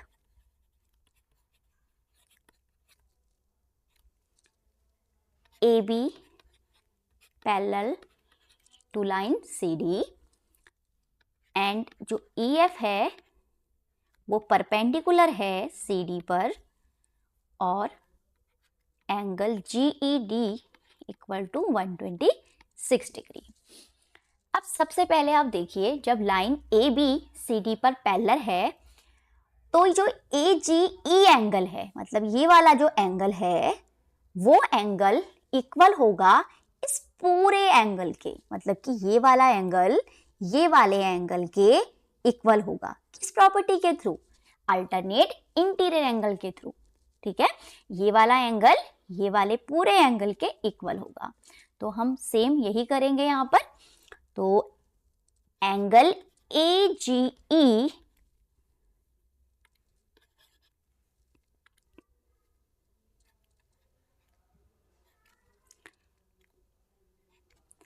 angle AGE equal to angle GED। GED तो किसके थ्रू हुआ ऐसा? अल्टरनेट इंटीरियर एंगल के थ्रू। तो अभी आपको पता था कि आपको GED एंगल गिवन था 126 डिग्री। इसका मतलब ये हुआ कि जो एंगल AGE है वो भी कितना हो गया? 126 डिग्री। तो हमारा AGE एंगल तो आ गया, जो हमें फर्स्ट फाइंड करना था वो हमने यहाँ पर इजीली फाइंड कर लिया बाय अल्टरनेट इंटीरियर एंगल के थ्रू। अब हमें क्या फाइंड करना है इसके बाद? एंगल GEF फाइंड करना है। तो एंगल GEF कब निकल पाएगा? जब हमारे पास ये वाला एंगल यहाँ पर हमें फाइंड करना है। ये एंगल किससे जुड़ा हुआ है? ये एंगल जुड़ा हुआ है FED से, ठीक है। तो हम जो एंगल हमारे पास है एंगल GEF वो कब आएगा? जब हमारे पास GED एंगल पूरा आए, ठीक है। तो हम इस तरीके से इसको लिख सकते हैं, एंगल GED इक्वल टू को हम लिख सकते हैं angle GEF plus angle FED, ठीक है। इस तरीके से हम पूरे एंगल GED को लिख सकते हैं क्योंकि इसके साथ कंबाइन होके आपको दिखाई दे रहा है GEF, ठीक है। तो हमें पहले इसे सॉल्व करना पड़ेगा। तो और आपको एक बात और पता है कि जो FE लाइन है वो CD पर परपेंडिकुलर है। परपेंडिकुलर है इट मीन्स 90 डिग्री का एंगल फॉर्म कर रही है। तो हम FED को यहाँ पर 90 डिग्री रख सकते हैं। और अभी आपने देखा था कि आपको गिवन था जो एंगल GED है वो 126 डिग्री है। तो यहाँ से हम इजिली GEF को फाइंड कर सकते हैं। तो वैल्यूज पुट करते हैं और एंगल GEF को फाइंड करते हैं। तो GED की जो वैल्यू है वो 126 डिग्री है और जो एंगल GEF है वो हमें फाइंड आउट करना है। और FED की वैल्यू हमारे पास है 90 डिग्री। क्यों कहा मैंने ऐसा? क्योंकि जो EF है वो परपेंडिकुलर है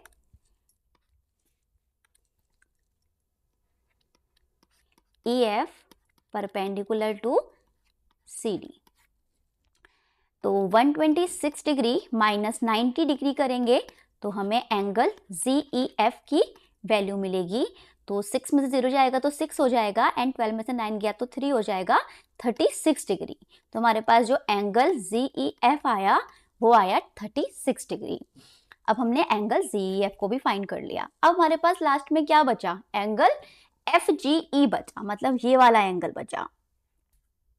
अब हमें जो एंगल फाइंड करना है वो है एंगल FGE, मतलब कि हमें इस FGE को फाइंड करना है, इस G एंगल को। अब ये G एंगल जब लाइन AB और CD आपस में पैरेलल हैं तो ये GE एज अ ट्रांसवर्सल है, ठीक। तो ये वाला एंगल और ये वाला एंगल, ये पूरा एंगल आपका कोइंटीरियर एंगल है क्योंकि ये ट्रांसवर्सल के सेम साइड पर बन रहा है। तो हम ऐसा यहाँ पर लिख सकते हैं कि angle FGE plus angle GED equal to 180 degree co-interior angle.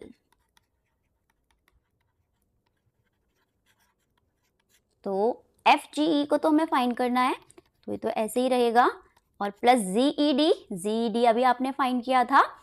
GED हमें मिला था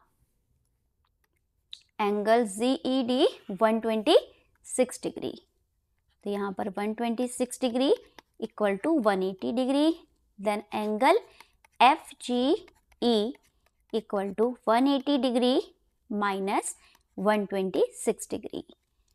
तो हमें जो वैल्यू मिलेगी एंगल FGE की वो मिल जाएगी 10 में से 6 जाएगा तो 4 हो जाएगा एंड आपका 7 में से 2 जाएगा तो 5 हो जाएगा और 1 में से 1 जाएगा तो 0 हो जाएगा। तो FGE की जो वैल्यू आई वो आई 54 डिग्री और एंगल GEF आया 36 डिग्री एंड एंगल AGE आया आपके पास 126 डिग्री। तो इस तरीके से आपको प्रॉब्लम 2 को सॉल्व करना था। Now question number 3, in given figure if PQ parallel ST। आपको फिगर में कहा गया है कि जो PQ है वो ST के पैरेलल है और जो एंगल PQR है, Q एंगल, वो 110 डिग्री है और जो एंगल RST है मतलब जो S एंगल है वो 130 डिग्री है। तो आपको एंगल QRS को फाइंड करना है और आपको एक हिंट भी दिया हुआ है कि draw a line parallel to ST through point R। आपको क्या करना है, आपको R पॉइंट से एक पैरेलल लाइन यहाँ पर ड्रॉ करनी है। तो सबसे पहले हम R पॉइंट से होते हुए एक पैरेलल लाइन ड्रॉ करेंगे इस तरीके से,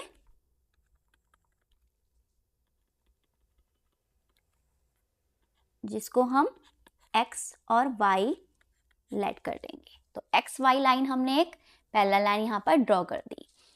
अब हमें क्या करना है, हमें एंगल QRS को निकालना है। ये वाले एंगल को हमें यहाँ पर फाइंड करना है। अब ये एंगल कब आ पाएगा, जब हमारे पास ये वाला एंगल हो और ये वाला एंगल हो, तभी हम इस एंगल को यहाँ पर फाइंड कर पाएंगे। तो पहले हम इसे फाइंड करते हैं, इस वाले एंगल को, और इस वाले एंगल को फाइंड करते हैं, फिर हम इसकी हेल्प से ये फाइंड करेंगे। तो यहाँ पर देखिए, जब PQ और XY आपस में पैरेलल हो जाएंगी, क्योंकि ये लाइन और ये लाइन आपस में पैरेलल है, तो जाहिर सी बात है कि ये भी क्या होगी, इनके पैरेलल ही होगी। तो PQ parallel to XY, then angle PQR plus angle QRX, ये वाला एंगल और ये वाला एंगल कितना होगा, सेम साइड ऑफ ट्रांसवर्सल बन रहा है तो 180 डिग्री, और वैल्यू पुट करेंगे PQR की 110 डिग्री और angle QRX equal to 180 degree. यहाँ पर हम मेंशन भी कर देते हैं, हम क्यों कह पाए ऐसा, क्योंकि ये कोइंटीरियर एंगल्स हैं। तो angle QRX equal to 180 degree minus 110 degree, तो angle QRX equal to 70 degree. Okay, अब जब ST XY के पैरेलल है तो उसके लिए भी सेम टू सेम फाइंड कर लेंगे, ST parallel to XY, then angle RST plus angle RST plus angle SRY equal to 180 degree. Reason वही है, कोइंटीरियर एंगल्स का।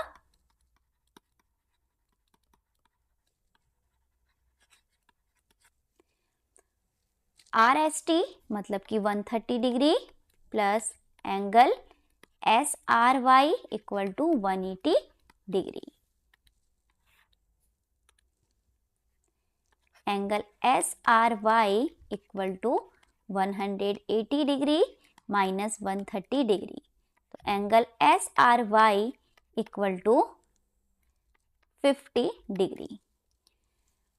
अब हमने ये वाला एंगल भी फाइंड कर लिया और ये वाला एंगल भी फाइंड कर लिया। ये एंगल आया 70 डिग्री और ये वाला एंगल आया आपका 50 डिग्री। अब हम इसको इजीली फाइंड कर सकते हैं, क्योंकि ये XY एक स्ट्रेट लाइन है, उस पर ये एंगल फॉर्म हो रहे हैं, तो लीनियर पेयर फॉर्म हो रहा है, तो उसकी हेल्प से हम इसे यहाँ पर फाइंड आउट कर सकते हैं। तो यहाँ पर कौन कौन से एंगल हैं, फिलहाल उनको देखते हैं पहले। एंगल QRX, ठीक है, एक तो QRX है, और एंगल SRY, ठीक है, और ये QRS को हमें फाइंड करना है, इनका सम 180 डिग्री के इक्वल होगा। तो now angle QRX plus angle QRS plus angle SRY equal to 180 degree, linear pair. ठीक है, आपको जो प्रॉपर्टीज हैं वो ध्यान में रखनी है, वो बहुत जरूरी है, ठीक है, तभी आपने स्टेप आप आगे सॉल्व कर पाएंगे। तो एंगल QRX मतलब कि 70 डिग्री, QRS ये आपको फाइंड ही करना है, और प्लस SRY मतलब कि 50 डिग्री इक्वल टू 180 डिग्री। तो angle QRS equal to 180 degree, और ये माइनस हो जाएगा 70 और 50 को ऐड करेंगे तो 120, 180 में से 120 को माइनस कर देंगे तो हमारे पास आ जाएगा angle QRS equal to 60 degree.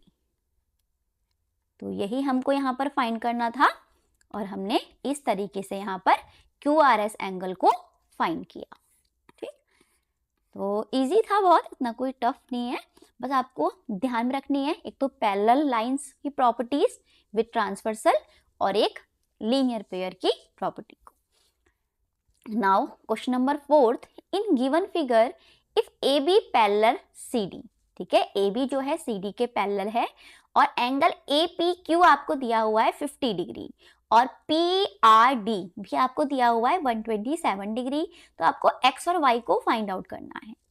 तो देखिए जब AB CD पर पैरेलल है तो जो ये वाला एंगल और ये वाला एंगल बन रहा है, ये दोनों एंगल आपस में इक्वल होंगे क्योंकि जो PQ है वो ट्रांसवर्सल का वर्क कर रहा है, तो ये अल्टरनेट इंटीरियर एंगल के थ्रू आपस में इक्वल हो जाएंगे। तो सबसे पहला काम हम यही करेंगे, गिवन दैट जो AB है, लाइन AB वो CD के पैरेलल है, तो देन जो एंगल APQ बन रहा है वो एंगल इक्वल है एंगल PQR के बाय अल्टरनेट इंटीरियर एंगल। तो APQ मतलब कि 50 डिग्री है और PQR इसका मतलब कि X है, तो जो X की वैल्यू आ गई वो आ गई आपकी 50 डिग्री। ठीक है, अब आपने X को फाइंड कर लिया, अब आपका काम है Y को फाइंड करना। Y कैसे फाइंड होगा इस चीज को देखते हैं। देखिए जो एंगल आपका यहाँ पर फाइंड करना है अब वो Y है, तो जब ABCD पर पैरेलल है तो जो ये पूरा एंगल है, ठीक है, ये वाला पूरा एंगल APR वाला एंगल इसके इक्वल हो जाएगा बाय वही अल्टरनेट इंटीरियर एंगल। ठीक है, तो हम यहाँ पर ऐसा ही करेंगे, एंगल APR इक्वल होगा एंगल PRD के, अगेन वही अल्टरनेट इंटीरियर एंगल। तो APR में आपके दो एंगल्स हैं, एक तो है आपका 50 degree plus Y equal to PRD आपके पास 127 डिग्री, तो Y की जो वैल्यू होगी वो हो जाएगी 127 डिग्री माइनस 50 डिग्री। आगे और सॉल्व कर लेते हैं, तो Y की वैल्यू आ जाएगी 7 में से 0 जाएगा तो 7 हो जाएगा एंड 12 में से 5 गया तो आपका 77, तो जो Y की वैल्यू आ गई वो आ गई 77 डिग्री। ठीक है, तो आपको X और Y ही इसमें फाइंड करने थे और X Y को आपने इस तरीके से फाइंड किया। ठीक है, जब आपको एंगल P और एंगल R गिवन थे। Now question number 5, in given figure PQ and RS are two mirrors placed parallel to each other. आपसे कहा जा रहा है कि PQ और RS दो आपके मिरर हैं, ये जो हैं आपस में पैरेलली रखे हुए हैं एंड इंसिडेंट रे AB, जो इंसिडेंट रे AB है वो स्ट्राइक कर रही है मिरर पर और PQ एट B और B पॉइंट पर कर रही है। ठीक है, और रिफ्लेक्ट हो जा रही है move along the path BC and strike the mirror RS, और आपका कौन से मिरर पर स्ट्राइक कर रही है वो RS मिरर पर एट C पॉइंट पर again reflect back along CD, prove that AB parallel to CD। ये आपके दो यहाँ पर मिरर्स हैं, ठीक, PQ एंड RS। AB आपकी एक इंसिडेंट रे है जो B पॉइंट पर PQ मिरर पर आपकी स्ट्राइक कर रही है और यहाँ से रिफ्लेक्ट हो जा रही है। ठीक है, और C पॉइंट पर आपकी यहाँ पर RS मिरर पर आपको दिखाई दे रही है रिफ्लेक्ट होते हुए। तो AB आपकी इंसिडेंट रे है और जो यहाँ पर यह आपकी रे आई वो आपकी BC वो आपकी रिफ्लेक्टेड रे आई। ऐसे ही यहाँ के लिए हम बात करें तो आपकी जो BC है वो इंसिडेंट रे हो जाएगी और जो CD है वो रिफ्लेक्ट रे हो जाएगी। अब आपको क्या फाइंड करना है, आपको इसमें AB को CD के पैरेलल दिखाना है। ये वाली जो लाइन है AB वो CD के पैरेलल है, ये हमें दिखाना है। तो इसमें हमें थोड़ा सा यहाँ पर पहले थोड़ा सा कंस्ट्रक्शन करना होगा। हमें क्या करना होगा, B पॉइंट से परपेंडिकुलर ड्रॉ करना होगा और ऐसे ही सी पॉइंट से एक परपेंडिकुलर ड्रॉ करना होगा, क्योंकि हम यहाँ एंगल्स को इक्वल दिखाते ही यहाँ पर इन दोनों लाइंस को पैरेलल प्रूव कर पाएंगे। तो मैंने यहाँ पर क्या किया, मैंने यहाँ पर बी पॉइंट से एक परपेंडिकुलर ड्रॉ किया, ऐसे ही सी पॉइंट से भी मैंने यहाँ पर एक परपेंडिकुलर ड्रॉ किया और मैंने इसको ई नाम दे दिया और यहाँ पर मैंने इसे एफ नाम दे दिया। ठीक है, और यहाँ पर एंगल्स फॉर्म होंगे फिर, तो यहाँ पर angle 1, angle 2, angle 3 and angle 4, ये हमारे एंगल्स बन गए। अब देखिए जब P Q line P Q mirror RS mirror पर इस तरीके से यहाँ पर इंसिडेंट रे, रिफ्लेक्ट रे यहाँ पर जब इस तरीके से मूव कर रहा है, ठीक है, रेज जब ऐसे इस तरीके से मूव कर रही हैं तो यहाँ पर कुछ एंगल्स फॉर्म हुए। तो जब लाइन PQ और RS आपस में पैरेलल हैं, ठीक, और तो अगर ये दोनों लाइन आपस में पैरेलल हैं, PQ और RS लाइन आपस में पैरेलल हैं, तो जो हमने यहाँ परपेंडिकुलर ड्रॉ किए ये भी आपस में इक्वल होंगे, मतलब कि जो B है तो वो CF के आपका पैरेलल हो जाएगा। जब PQ मिरर RS मिरर के पैरेलल है तो जो हमने यहाँ पर परपेंडिकुलर्स ड्रॉ किए B और CF ये भी आपस में क्या होंगे, पैरेलल होंगे। ठीक, तो if PQ parallel to RS then BE parallel to CF। ठीक है, वेयर यहाँ पर लिख देते हैं, where BE and CF are perpendiculars. ठीक है, ये परपेंडिकुलर्स हैं। तो आपने साइंस में लॉ ऑफ रिफ्लेक्शन पढ़ा होगा, ठीक है, जहाँ पर दो रेस के ऊपर अगर कोई रे इंसिडेंट हो और किसी पॉइंट से आकर फिर वो रिफ्लेक्ट हो जाए तो उसके लिए आपने लॉ ऑफ रिफ्लेक्शन पढ़ा हुआ है। तो जो लॉ ऑफ रिफ्लेक्शन आपसे कहता है वो ये कहता है कि जो इंसिडेंट एंगल होगा वो रिफ्लेक्टेड एंगल के इक्वल होगा, मतलब कि angle I equal to angle R by law of reflection. ये आपने साइंस में पढ़ा हुआ है। तो ये मैंने आपको लॉ ऑफ रिफ्लेक्शन बताया, इसी के थ्रू हम यहाँ पर सॉल्व करेंगे। पहले हम इन एंगल्स को इक्वल दिखाएंगे आपस में, फिर हम कह पाएंगे कि जो AB है वो CD के पैरेलल है। तो I equal to R, angle I equal to angle R।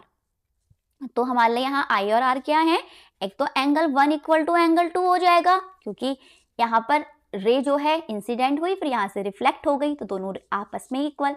Same यहाँ पर भी, यहाँ पर ये इंसिडेंट हुई फिर यहाँ से रिफ्लेक्ट हो गई तो 3 और 4 भी इक्वल हो गया। ठीक है, एंगल 3 इक्वल टू एंगल 4। इसे इक्वेशन 1 लेट कर लेते हैं, इसे 2 लेट कर लेते हैं।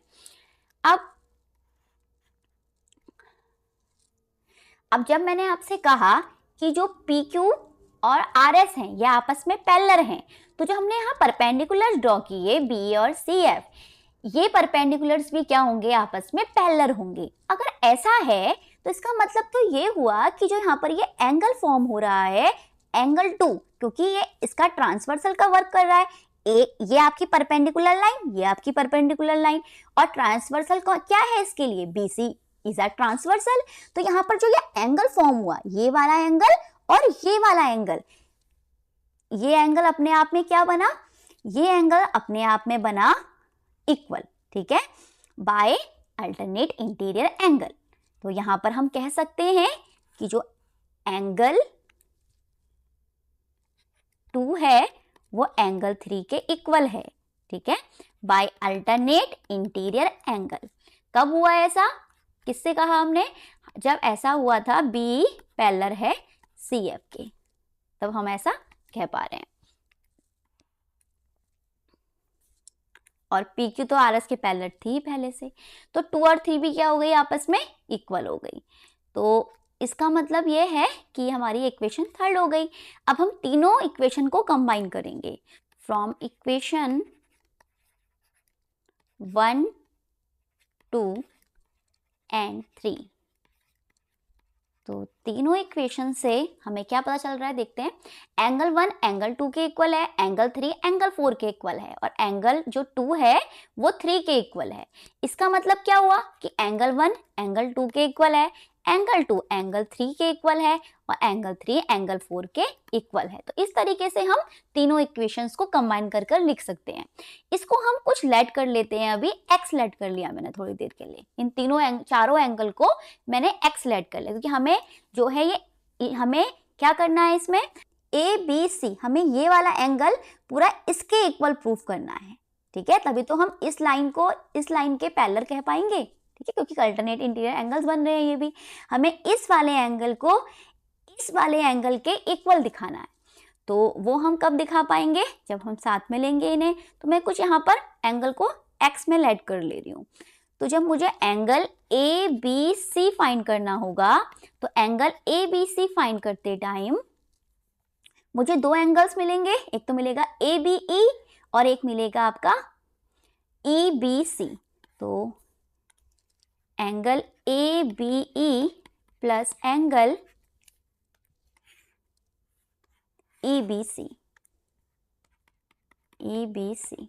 तो angle A B E angle 1 है और ये एंगल 2 है, तो ये x और x प्लस हो जाएंगे दोनों, तो यहाँ पर 2x हो जाएगा। मतलब कि जो एंगल ए बी सी आया वो 2x आया। और ऐसे ही हमें एंगल फाइंड करना होगा, कौन सा वाला, बी सी डी। तो बी सी डी में आपको दो एंगल मिल रहे हैं बी सी डी में। एक तो मिल रहा है आपको B C F, angle B C F plus angle, दूसरा एंगल आपको मिल रहा है F C D, F C D. जो बी सी एफ है वो एंगल 3 है और जो आपका एफ सी डी है वो एंगल 4 है। दोनों की वैल्यू x हमने लेट करी है, तो ये x प्लस एक्स हो जाएगा और ये 2x हो जाएगा। तो आपने देखा कि दोनों एंगल को हमने क्या दिखा दिया, यहाँ से इक्वल दिखा दिया। ये एंगल और ये एंगल दोनों आपस में क्या होगा, इक्वल होगा। इसका मतलब हुआ कि जो एंगल ए बी सी है वो इक्वल है एंगल बी सी डी के। ठीक है, इसका मतलब क्या हुआ, ये चीज इस बात को इम्प्लाइज कर रही है, क्योंकि ये क्या बन गए हैं, अल्टरनेट इंटीरियर एंगल्स बन गए हैं। ठीक है, ये देखिए आप यहाँ पर फिगर में। तो हमने क्या किया, हमने यहाँ पर ए बी सी को फाइंड किया और बी सी डी एंगल को फाइंड किया। ये वाला एंगल और ये वाला एंगल ये आपस में इक्वल दिखा दिए। ठीक है, तो आपका ये यहाँ पर क्या है, एज अ ट्रांसवर्सल है। तो इसका मतलब क्या है कि ये दोनों लाइन आपस में क्या होंगी, पैरेलल होंगी। ठीक है, तो हमने यहाँ पर इस चीज को प्रूव कर दिया है। तो A B parallel to C D, यही हमको यहाँ पर प्रूफ करना था। तो ये आपका प्रूफ हो चुका है, हैंस प्रूफ। इस तरीके से आपको इन क्वेश्चंस को सॉल्व करना था। आई होप कि आपको दोनों जो एक्सरसाइज हैं 6.1 एंड 6.2 समझ में आ गई होगी। समझ में तभी आएगी जब आप कॉन्सेप्ट को साथ लेकर चलेंगे। ठीक है, जो भी हमने यहाँ पर पहले टॉपिक क्लियर किए हैं, पहले आपको उनको समझना है। ठीक है, जब वो समझ में आएंगे तभी आप क्वेश्चंस में उसे अप्लाई कर पाएंगे। ठीक, और जितनी अच्छी आपकी प्रैक्टिस होगी उतना कम टाइम आपको लगेगा सॉल्व करने में क्वेश्चंस को। तो मेनली आपको फोकस करना है कॉन्सेप्ट पर, उनको समझना है ठीक से। अगर वो समझ में आ रहे हैं, इसका मतलब जो एक्सरसाइज है वो तो आपके लिए बहुत ही फिर ईजी हो जाएंगी, आप जल्दी से उनको सॉल्व कर पाएंगे।